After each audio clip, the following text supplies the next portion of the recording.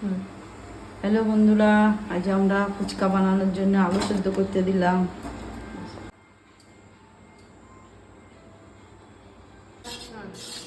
আজকে আমাদের রেসিপি হচ্ছে ফুচকা।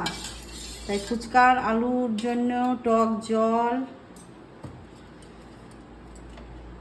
সাদা লবণ, বিট লবণ,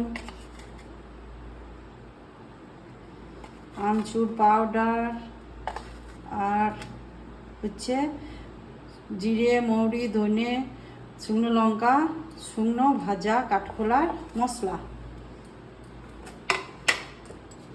আর হচ্ছে মটর, ছোলা সিদ্ধ মিক্স করে নেব। আর দিলাম পেঁয়াজ কুচি, কাঁচা লঙ্কা দিয়ে মিক্স করে নেব।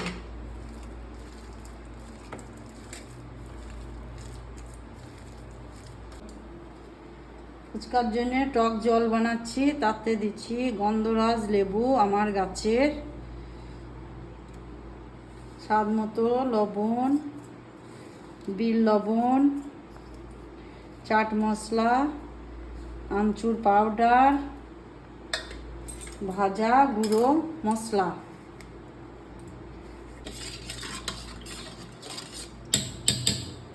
এবার আমি ফুচকাটা ভেজে নেব, বাজার থেকে নিয়ে এসেছি কিনে। এবার ফুচকাটা ভেজে নেব।